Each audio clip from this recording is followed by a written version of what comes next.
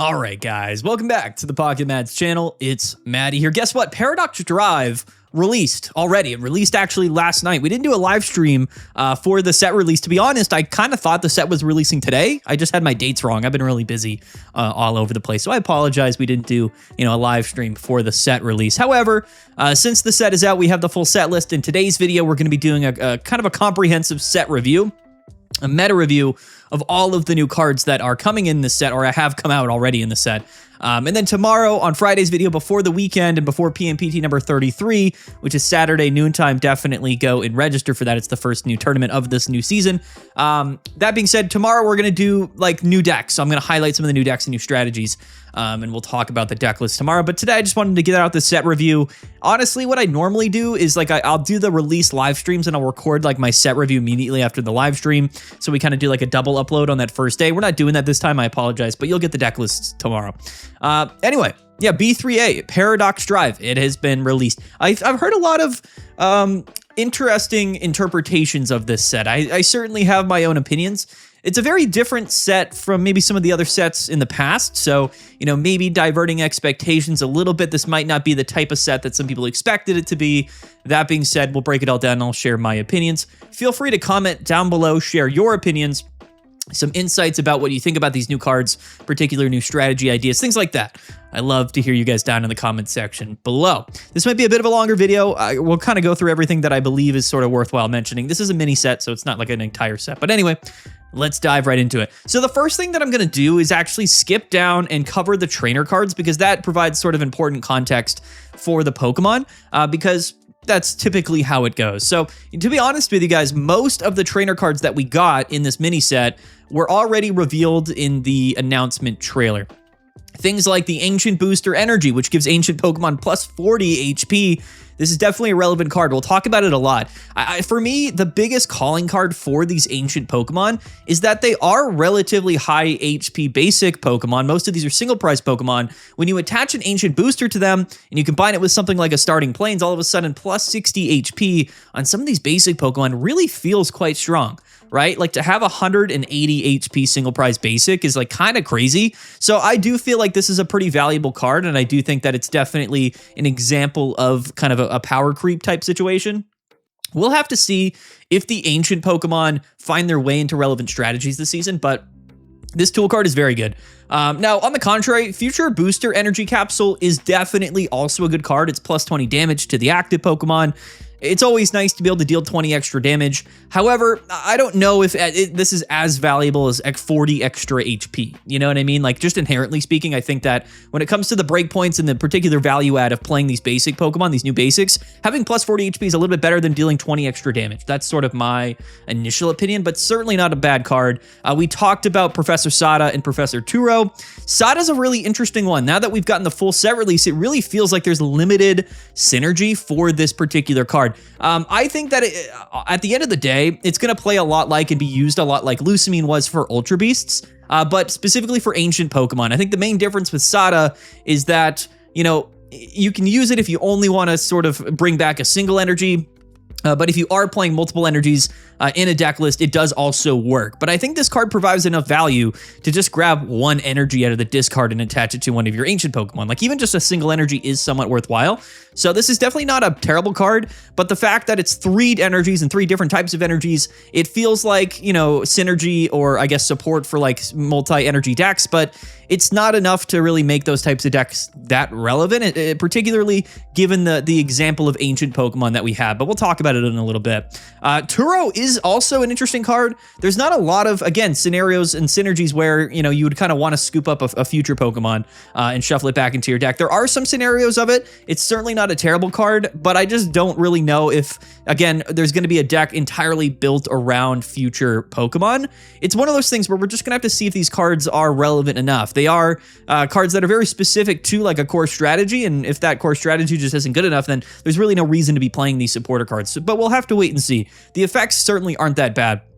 Now, the 2 other trainer cards that came out that were not announced in the announcement trailer, the first one is going to be a supporter called Juliana. Now, Juliana reads, put a random stage 2 Pokemon from your deck into your hand. This is not a bad card. There are decks where, being able to play a supporter to just straight up grab a stage 2 Pokemon will be valuable. That being said, most stage 2 decks are playing multiple copies. Things like Hydreigon and Sceptile and whatnot are playing, copycats and researches and, potentially playing things like Hiking Trail or Mesa Gosa anyway. So there's a lot of consistency cards in the deck. I just don't know if Juliana particularly provides enough value, even for most stage 2 decks, than just playing copycat for just general draw support and card advantage, right? This is sort of a 1-1 trade. It's not inherently giving you card advantage, and in Pokemon Pocket, card advantage is typically a bit more useful than directed search. Now, that being said, this is a card that certainly could be very good in something like Hydreigon, which is very dependent on getting that stage 2 Pokemon out as early as possible, just for the overall pacing of a strategy like Hydreigon for Hyrule. So,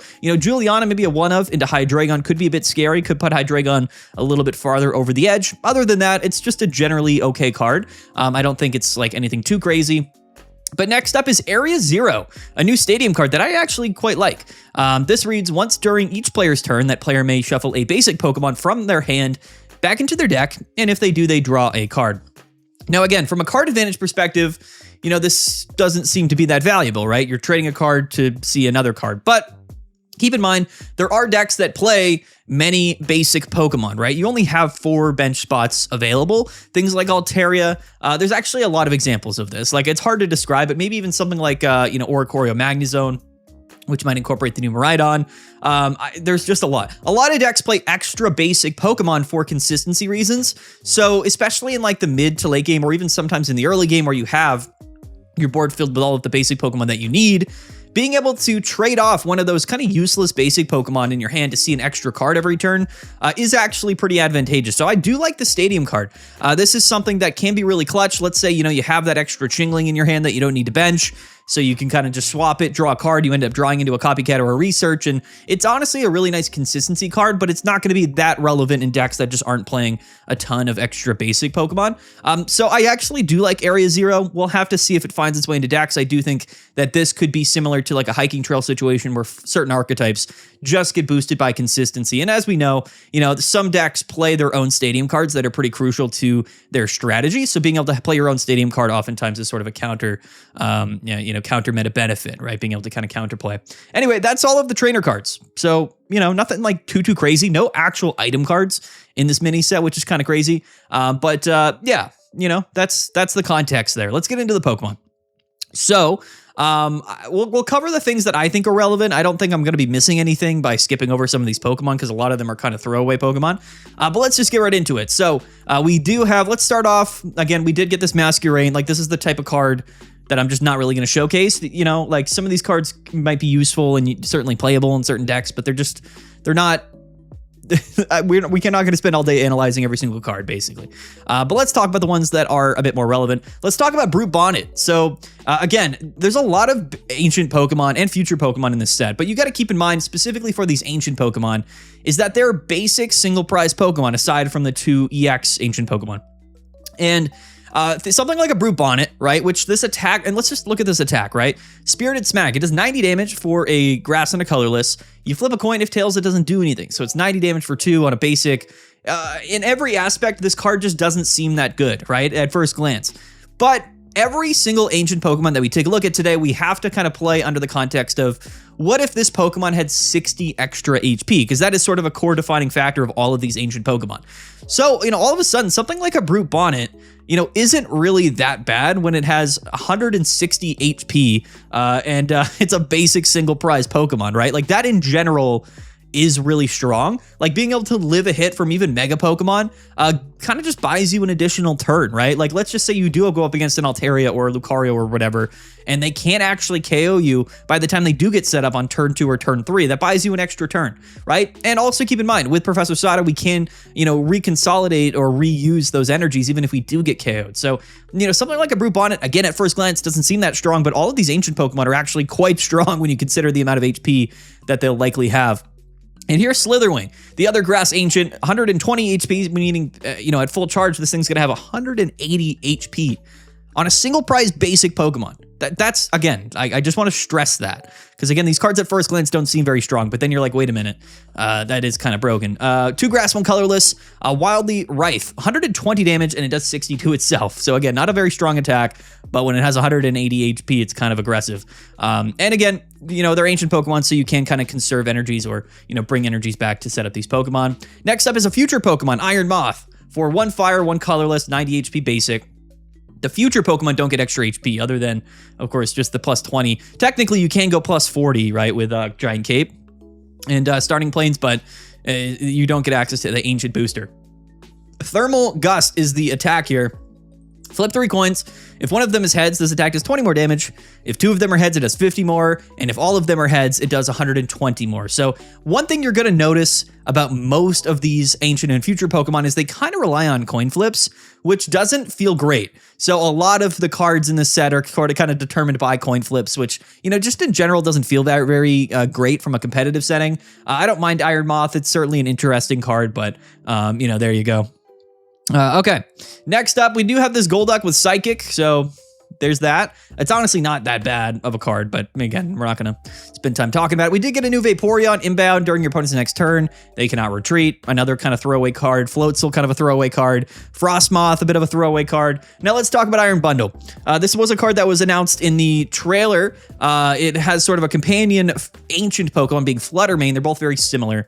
But Iron Bundle here reads that for 3 energy, 2 water, and a colorless, it does 60 damage, but if this is the first time this Pokemon is attacked after coming into play, so once you bench it, once it's on your board, the first time you attack with it, it will deal 20 more damage and also paralyze your opponent.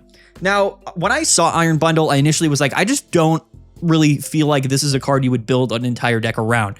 It's the type of card that you play in a deck as sort of an option to kind of stall for a turn, deal some chip damage, and then, you know, set up like a KO on the following turn. And that's really what this card is for. Even the solo battle like expert deck kind of just plays Iron Bundle in Suicune Baxcalibur in place of Chien-Pao EX, which is kind of the only way you would ever want to play Iron Bundle. Basically as like a replacement option for Chien-Pao EX. And you're going to notice that a lot with a lot of the cards in this set. I would say virtually none of the cards that are, at least Pokemon that are seeing play in this set or came out, are meant to be core baseline strategies for like new archetypes. That's the number one thing about this set here, is that everything seems like an overlay. It seems like these are all kind of accessory cards that you can play into pre-existing archetypes and update them and change them and play them in different ways. That in itself is going to definitely maybe derive some people's negative opinions about this set, or kind of calling this set poor or bad. And I do understand that mentality, but not every set, especially mini sets, aren't necessarily there to kind of create brand new archetypes or new strategies. They're there to kind of sort of update and, you know, buff pre-existing archetypes. And that's really what I think the set is all about, which is fine. You know, it's fine by me. It is a mini set, right? After all, very different. I kind of compared this to ED Crisis before it released, but it seemingly is like the exact opposite of Extra Dimensional Crisis in that sense. But anyway, we are getting a new Palmont, and as we know, I believe we have some supporter cards that synergize with Palmont. This does 60, and you flip a coin for paralysis. Next up, we have Iron Hands, another future lightning Pokemon here. 2 lightning and a colorless, successful slapping. 70, you flip 2 coins. It does 70 damage for each heads. Again, all of these future Pokemon are kind of interesting, but also strange, I will say. The future Pokemon specifically are a bit more strange. Iron Thorns. Binary Thunder, 40 damage, and if your opponent's active Pokemon is an EX, it does 40 more. So it does 80. So again, under the context that 80 damage for 2 lightning energies, it's very easy to generate lightning energies. 80 for 2, plus the new booster, that's 100 damage. You have 110 HP. Really not a weak Pokemon. But at first glance, you're like, well, are we playing this card? You know what I mean? Like, it's sort of a weird thing to ask. Like 110 HP, we're not really going to be buffing this too much. Theoretically, you could. So you're probably going to get one shot by most relevant Pokemon, which kind of makes this card, you know, and a lot of these future Pokemon seem a little bit more strange in terms of where we would play them. So I think a lot of these future Pokemon are fine, like Iron Hands and Thorns are fine. It's kind of similar how I feel about Brute Bonnet and Slitherwing. It's like, you know, yeah, these are not like terrible cards. Like, again, like you use the package to buff them, and, you know, they're certainly not weak, but like, what deck are we playing these cards in? You know what I mean? Like, that's sort of the fundamental question that I have with a lot of these Pokemon. Miraidon. Let's talk about Miraidon. We've already talked about it a bit. It's very similar to Koraidon. Basically, once you bench this Pokemon, you can swap it freely to the active. And if you do, you move all energies on the board to these Pokemon. Miraidon and Koraidon have the same legendary drive ability. Now, Miraidon has a very different attack. It does 20 damage and does 20 more for each lightning energy attached to Miraidon. This, to me, will likely be the most influential single card in the set, and that's because it's going to fit very, very well into Magnezone and the Magnezone archetypes that we already know are sort of top-tier meta strategies. I don't know why. I don't know why we needed this for, Magnezone and Oricorio Magnezone if you were to play Oricorio as well. But fundamentally speaking, since we do have Magnezone EX and now we have Miraidon, you can actually play like a more of a two-prize archetype version of Magnezone, which traditionally was played mostly with Oricorio, and non-EX Magnezone as like a purely or mostly purely single prize archetype. So kind of a new version of Magnezone, or sort of a new accessory that you can add to the deck. And again, I don't know why Magnezone decks now have the ability to one-hit KO any Pokemon in the game. You can't, it's important not to understate how many energies you really can get on your board by the end of a game, right? Like if you really think about it, like between different Magnezones and Oricorio slowing the game down in general, even against some of the more top relevant meta decks right now, if anyone that has played Magnezone into the last couple of meta games, you'll know that some of these games go, 7, 8, 9, turns. And by the end of the game, you do have like 12 energies on the board. So now instead of like being, locked into capping your damage at, 110 or 130 damage for Magnezone EX, now you can just one-hit KO anything at literally, and you don't even have to set it up. It's just, hey, we're at the end of the game. I need to hit for 190 damage to KO an Altaria. Let me bench Miraidon and just do it, So it's really crazy in that sense. Even literally just one copy of Miraidon in Magnezone gives it an entirely new element, being able to one-hit KO Pokemon in the late game. And that's very strong. So I think Miraidon's going to see a lot of play in those Magnezone/Lightning decks. Maybe some other archetypes as the season goes on that's Lightning type, but Magnezone to me probably going to be, the most significant. I don't know why we needed that, but it does exist now. So additional Magnezone buffs, I guess, is kind of what I'm feeling for Miraidon. Next up, we did get this new Espeon, which does Hypno Blast for 1 psychic energy, 40 damage, and sleep. So again, pretty easy to imagine that, you might just play Espeon in Sleep Altaria as sort of a really decent kind of middle game attacking option. You lead off with Igglybuff, and then, after the Igglybuff goes down, you go into Espeon, and instead of, dealing a total of 50 damage with the Darkrai combo, now it's 90. So I don't know if like playing the extra Pokemon in Altaria will be worth it, but theoretically having another single prize Pokemon that's pretty easy, just single energy, get this set up, and with double Darkrai, that's a 90 damage combo. It might be worthwhile in Altaria. We'll have to see. There's other cards also coming in the set that I think will likely be pretty decently paired with Altaria, but that's kind of how I feel about Espeon. We'll see if it's good enough to kind of solidify itself in there. So we have Screamtail. This was another card that was kind of teased. I don't really think this card is that good. It's 70 HP, and even with the HP buffs, it's not going to be that impressive. But the attack is pretty funny. You flip 2 coins, and if both of them are heads, discard your opponent's active Pokemon. This is a card that I just don't think many people will play because it's coin flips, it's inconsistent. But theoretically speaking, you have, what is it, a 25% chance or less even to just like completely discard a Mega Pokemon, which would be pretty funny. You know what I mean? Like that's pretty funny. But anyway, that's Screamtail. Next up is Fluttermane. And again, another interesting example because the single battles deck that highlights Fluttermane literally plays this card with Mewtwo and Gardevoir, right? So again, it's a card that is meant to buff previously existing 2 prize archetypes for its respective type, being Psychic. And as we know, like Mewtwo Gardevoir just doesn't see any play. So that particular deck example is really hilarious because it's like, I don't think Fluttermane will really put Mewtwo Gardevoir over the edge, although maybe people test it. We'll have to see. I think that Fluttermane isn't a bad card. It's a difficult card to try to build a deck around. And currently, the Psychic Pokemon decks that do exist, I don't really know if Fluttermane kind of fits in very solidly. Things like Altaria, possibly with things like Gardevoir, but as we know, Gardevoir isn't necessarily meta relevant. You could play this with like Giratina to some degree. There is a tournament. There's several tournaments going on today, but one of the tournaments somebody played Fluttermane with Chingling and Greninja, which might be kind of the best way to build the deck around Fluttermane. The awkward thing about this, as well as Iron Bundle, is that the full effect of the attack only works once, right? So it's the first time you attack, you get full Trainer Lock, which is incredibly strong. But after you get that Trainer Lock down and you deal 70 damage, the effect no longer stays. So it is sort of more like a kind of a one-time use type thing, but it is pretty strong to be able to kind of lead into Chingling, go Chingling to lead off the game, and then you get into a Flutter Mane and you get the full trainer lock. They can't Cyrus you, they can't do whatever. So it can be somewhat strong. I just don't know if it's enough damage and enough HP, even with the effect, to really be a deck that you can build around completely, but I could be wrong about that. We'll see. We will see about that. Next up, let's talk about these psychic future Pokemon. So there's ancient and there's future kind of like Pokemon in the set. That's like what it's based around. But there are like pre-built archetypes, single prize archetypes for both ancient and future Pokemon. The future ones are these psychic Pokemon here, and then for ancient, it's sort of these dragon Pokemon. So think about these as like groups, like they all kind of are meant to go together.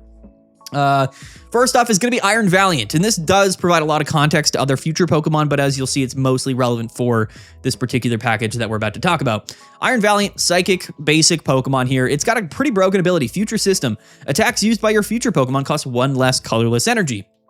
And that does stack, so you can just bench an Iron Valiant, and all of your other future Pokemon require 1 less colorless energy. As you see, I think every single future Pokemon other than Iron Valiant has colorless energy in its attack cost. So you can kind of see, other than I guess Iron Thorns here, but you can see how that is somewhat relevant. Let's take a look at Iron Leaves, Iron Boulder, and Iron Crown, which of course are, the Gen 5 trio or Paradox version of the Gen 5 trio. So they all go together. Consider all of these cards combined with Iron Valiant. It's supposed to be its sort of own package. First up is Iron Leaves for 1 psychic and 2 colorless. So theoretically, with double Iron Valiant on the board, this is only a single energy attack cost. 50 damage, and if any of your Pokemon were KO'd last turn, it does 100 total damage. So really not a bad card, especially when you consider for a single energy, you can deal 100 damage, single prize Pokemon. Not bad at all. And next up, Iron Boulder, which is going to be your late game attacking option for 2 psychic and 2 colorless. So for effectively 2 psychic energies, 120 HP, it does 80, but does 40 more if you have a tool card attached. That being said, if you have the booster energy attached to this thing, the future booster energy, this total damage goes up to 140 damage. Again, on a basic Pokemon for 2 psychic energies. Really not bad at all. That's sort of your late game attacking option for most damage. And then you have like your leadoff option for this entire package, which is Iron Crown. So for 2 colorless energies, it does 10 damage, does 20 more for each of your opponent's benched Pokemon. Similar to kind of the Suicune effect, however, it must be said that if you have double Iron Valiant in play, this is a free energy attack cost. You can do it on turn 1 theoretically. And now people will say, well, your opponent doesn't have to bench anything. It's the same thing with Suicune. Most decks have to bench Pokemon. So, allowing them or stopping them from benching things on their first or second turn is actually a pretty big advantage in its own right. So I like this kind of combo, this future psychic deck package between Iron Valiant and the 3, psychic future Pokemon here. They are all meant to be sort of played together, and I have tested it out a little bit, and it's not bad. It's certainly not bad. I don't know if this entire package will be played on its own, or perhaps you play it with like another psychic Pokemon, like maybe Flutter Mane, even though it's an ancient, or maybe you play it with, Mewtwo or Altaria. I don't know, right? We'll have to see. But all of these cards, when you pair them together in a deck, is pretty fun to play, and it does feel somewhat decent as a single prize archetype.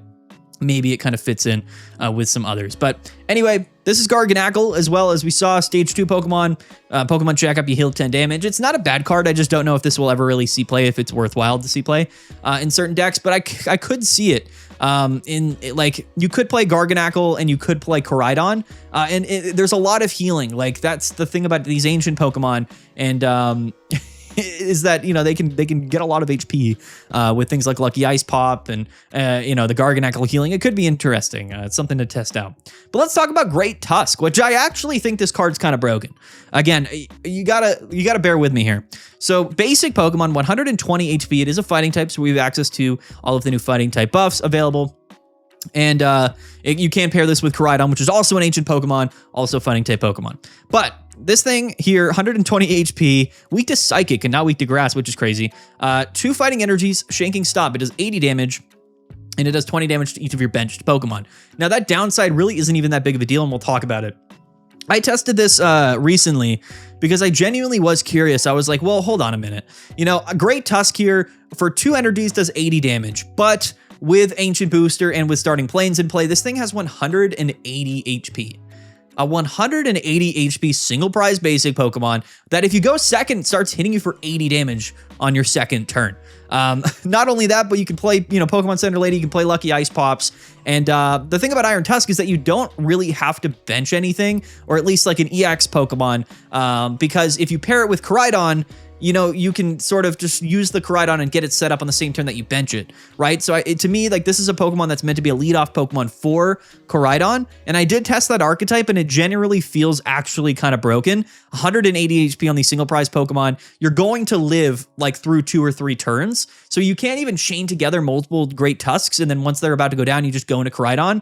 And then your Koraidon with the booster and starting planes has a 210 HP. We'll talk about that.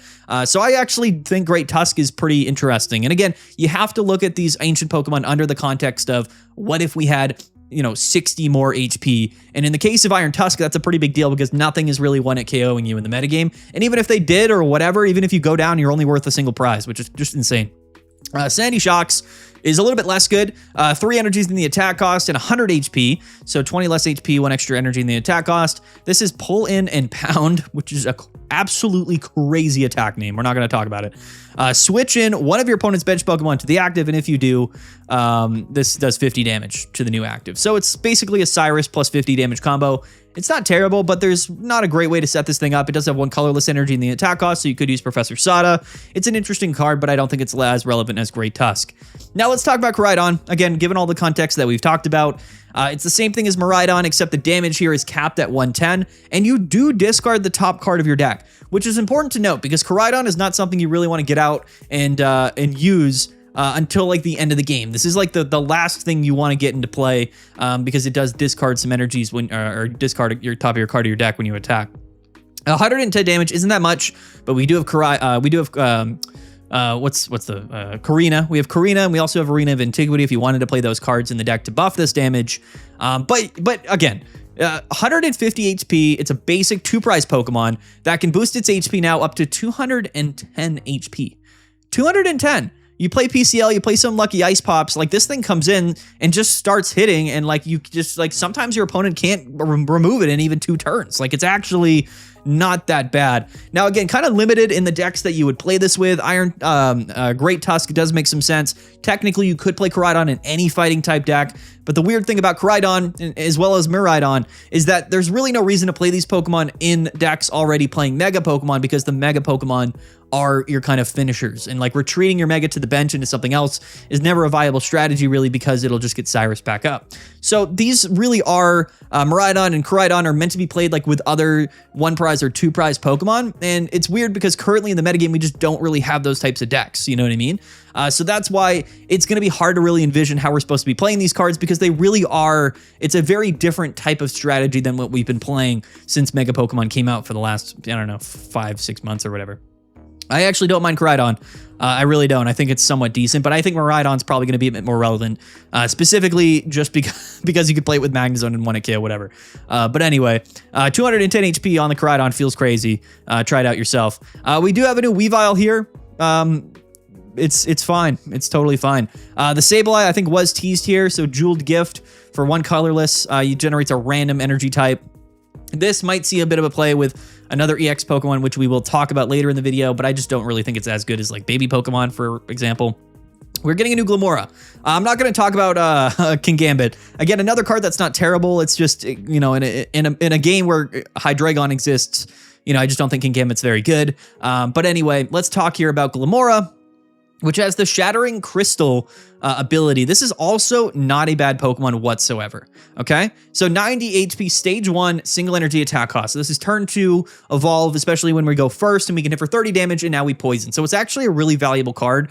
Kind of is similar to something like a Naganadel, right? So think about Naganadel, which does, I think, 50 damage in poison potentially, so it's less damage, but it's got the Shattering Crystal ability. When this Pokemon is knocked out, flip a coin if heads, your opponent doesn't take any points for it, which is pretty hilarious, right? So it's sort of like a more of a stall kind of annoyance version of something like Naganadel, which is a little bit more in your face and more damage, but certainly not bad to any degree, and it is dark type, so that also means that it can fit into certain strategies. Next up is Iron Jugulis, which again doesn't seem like a very strong Pokemon, and maybe it's not, but this is effectively like a new Druddigon, Dark type Druddigon. So 100 HP, basic Pokemon, single prize Pokemon. And if this Pokemon is inactive and isn't attacked, if it's attacked by damage, then you deal 20 damage to the active Pokemon. So automated combat, it's basically rough skin. 3 energy, 70 damage, so the attack isn't very good. But, again, just something to keep in mind. Baby Pokemon coming out, being able to have 100 HP and, of course, have like the rough skin ability really isn't that bad. I don't know if this will see play, but in theory, it's certainly not a terrible card. And then we have Roaring Moon. So Iron Valiant was sort of the core kind of like partner, or I guess baseline like buff Pokemon for future for the future type Pokemon decks. Roaring Moon seems to be that example, but for ancient Pokemon. It's used for its ability, right? And it goes onto the bench. Anyway, 100 HP, Dark type, basic Pokemon. It's got the ability Ancient Roar, which is effectively Sabrina. It's the ability is Sabrina, and it's a basic Dark Pokemon that you can play onto your bench. So again, once during your turn, when you put this Pokemon from your hand onto your bench, you may switch out your opponent's active Pokemon to the bench, and your opponent chooses that new Pokemon. It's literally just Sabrina, but it is a basic Pokemon, which is kind of cool. I don't know, like, again, it's one of those things where it's like, this could be really nice to have in decks, but also if you lead off with it, it's really not that good. You can't scoop it up because it's not a future Pokemon. So it's almost like, I would rather almost just play Sabrina, generally. I know you can't grab it with a Pokeball.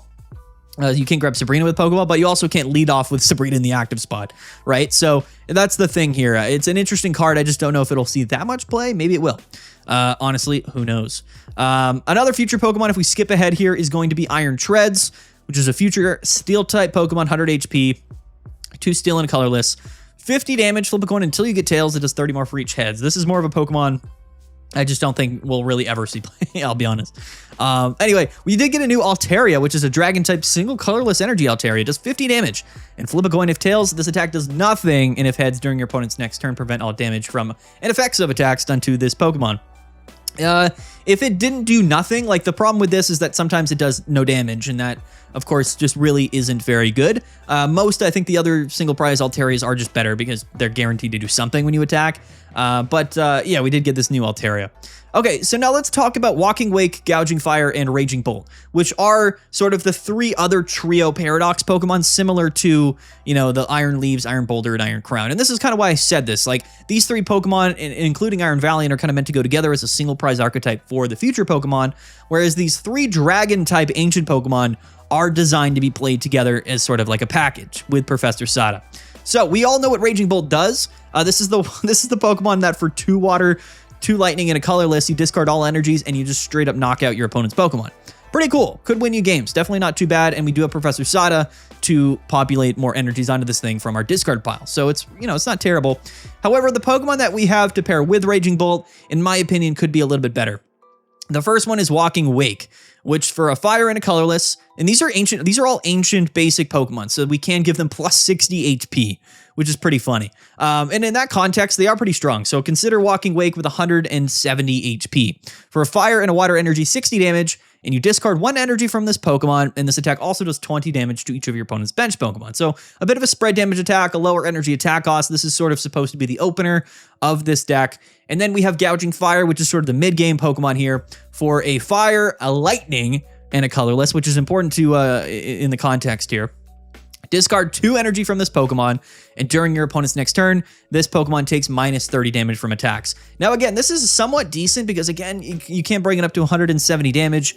The real awkward part about all of these ancient Pokemon is that they all kind of have a mix of 3 energy types, that being fire, water, and lightning energy. Now, yes, we do have Professor Sada to recycle 1 of each of those energy types from our discard pile onto our ancient Pokemon in any way that we like, which is pretty cool. But if you consider the fact that Walking Wake needs a fire and a water energy, and Gouging Fire needs a fire and a lightning energy, and then Raging Bolt needs a water and a lightning energy, depending on which Pokemon you draw into and which energies you get out of your energy zone, you're going to find yourself really struggling for the particular energy type that you need. And as we know, the energy, Again, the energy mechanic in Pokemon Pocket is frustrating because there's no way to guarantee which energy you're getting. And that to me is still the core issue with this deck list. You have some more flexibility in the late game, do not get me wrong, but there's nothing stopping you from, like, let's just say maybe even leading off with a Raging Bolt or Gouging Fire and getting only Water and Lightning, or getting only Water and Fire, right? Where the combo we need for Gouging Fire here, like I said, is Fire and Lightning. So there's no guarantee you're going to get the 2 out of the 3 that you need within the first couple of turns. It's the same with Walking Wake. If you lead with Walking Wake, it's great. If you start with a Fire and a Water energy, it's not if you start with like double Water or double Lightning or Water and Lightning. You know what I mean? Like, it just becomes a deck that is really inconsistent in that sense. And I know you guys might be commenting down below, hey, what about the baby Pokemon? We have ways to generate, those energies how we would like to. That's totally fine. If you want to play baby Pokemon in this deck list, go ahead. But trust me, that extra consistency isn't going to be really worth the extra prize cards you're giving up. And in general, I understand the deck isn't supposed to be super consistent right off the jump because you can just boost the HP of these Pokemon, which is certainly pretty strong. But believe me, you're going to be probably struggling and a bit frustrated with the consistency of the multiple energy types of the deck list. And that's just the reality of it. The other thing to note is that every single one of these Pokemon, when they attack, they discard energies, which means that in order to use their attacks more than once, you have to use Professor Sada to bring those energies back, which means that if you wanted to go theoretically from Walking Wake into Gouging Fire into Raging Bolt, that's totally fine. But keep in mind, like, if you wanted to attack with the same Pokemon more than once, you're going to have to use Sada anyway, which means you can't really use Sada. You only have 2 Sada in your deck, quite frankly, so you're not really able to use those Sadas more than once or more than twice throughout the game, and that's if you draw into them. So there's just a lot of uphill battles for this particular archetype, where I think the future archetype is all about fast pacing and consistency in terms of the energy, whereas the Dragon type Ancient package here is really all about really high upside and strong effects and high HP, but just really low consistency. And I think that Pokemon Pocket in the metagame favors one of those other than the other. Or to be fair, the best decks in the metagame have a mix of both of those concepts, being consistent, fast-paced, and or high damage dealing. Being completely on one end of that spectrum, depending on either, doesn't really matter which side of that spectrum it is, you might not be able to compete against the other top decks of the metagame. But anyway, going on a tangent. There you go. That's the Dragon type Ancient package. It's cool. It's really fun, but we'll see if it's consistent enough. We have seen Dudunsparce with Sudden Drilling. If this Pokemon evolved from Dudunsparce this turn, you discard 2 random energies from your opponent's active Pokemon. Not a terrible card at all. We are getting a new Swablu, which does still have 50 HP. Flip 3 coins, 30 for each heads. We're definitely rather playing the sleep version in most scenarios. We get this Howlucha, which acrobatics for 1 colorless. It's not a terrible card, but it's coin flips.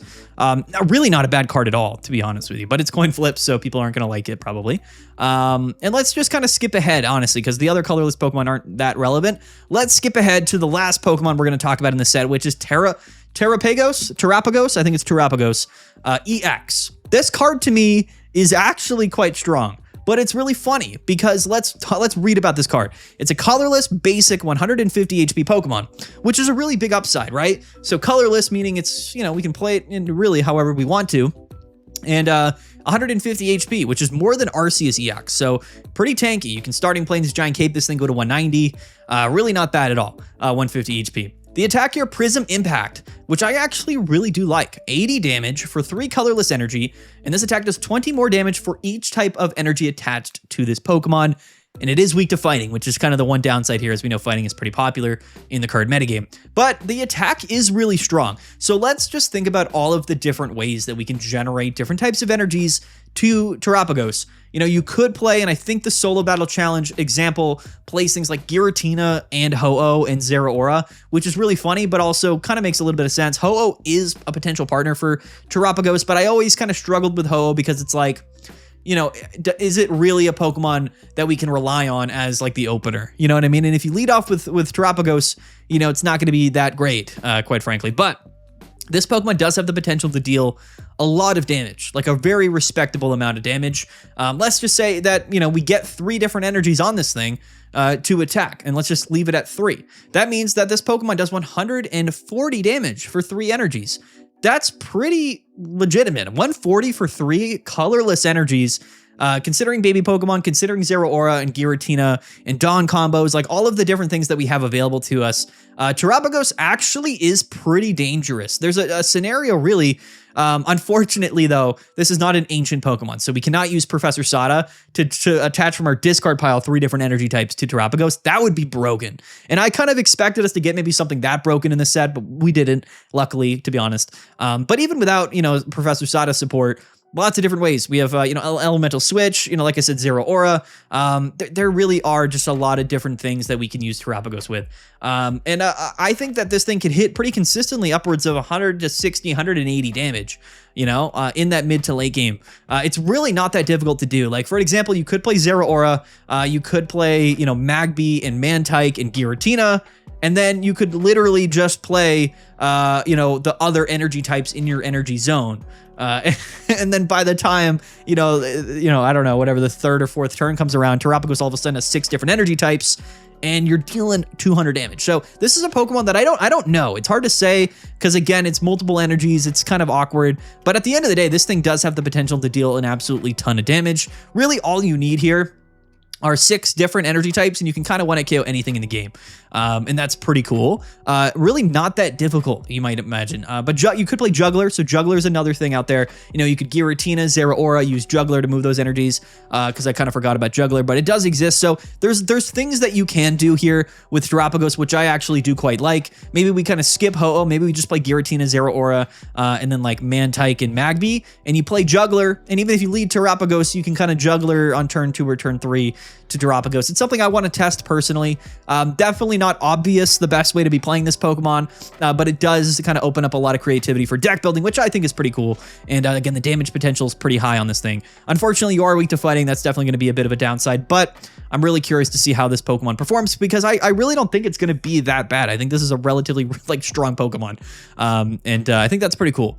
But that is the final Pokemon here of the set. And to be fair, guys, that is the entire set. So Terapagos is the immersive for the set. Miraidon, Koraidon, Iron Bundle, and Fluttermane all get Rainbow Rares. And then the Crown Rares for the set are Iron Valiant and Roaring Moon, as we kind of talked about. And then the new shinies that we're getting in the set are Mega Altaria, Meowscarada EX, Bellibolt EX, and Armarouge, which is pretty cool. Orthworm gets a shiny, and then Do the Wave Altaria got a shiny as well, which is kind of random, but pretty cool. Yeah, guys, I mean, that's the set. So comment down below. Let me know what you guys think. My final thoughts here are that this set is definitely going to be interpreted a bit differently than maybe how we kind of gauge or rank some of the other sets. And I think it's completely fine to be and justified for somebody to be maybe disappointed that there isn't like a brand new type of deck, maybe other than Terapagos, that's coming in this set. These are all sort of ancillary pieces that are probably going to be sprinkled in amongst previously already existing archetypes to kind of change them or, make them better in some way, which, it is what it is. At the end of the day, it is a mini set, so you can't expect it to just come out with, every top tier new meta deck in the metagame. But we're just gonna have to wait and see. This weekend will be the big determiner. I'm gonna come tomorrow with a bunch of deck lists using all of these new cards. We'll probably use some of the tournament data and decks that do well in the next day or two. So just stay tuned for everything because it's gonna be a very interesting season, I think. Maybe none of these cards are good. You know what I mean? Like, it's just, we don't know.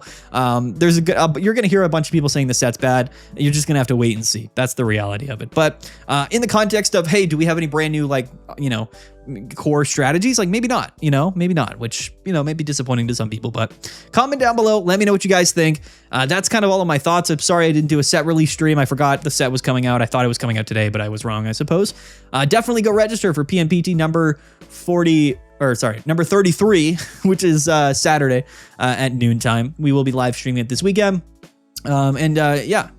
Yeah, there you go. Don't forget to like and subscribe, guys. Thanks for watching. Bit of a longer video today. I know some people like those long videos, so there you go. Peace out, guys. Have a good one. We'll see you guys later. And yeah. Bye.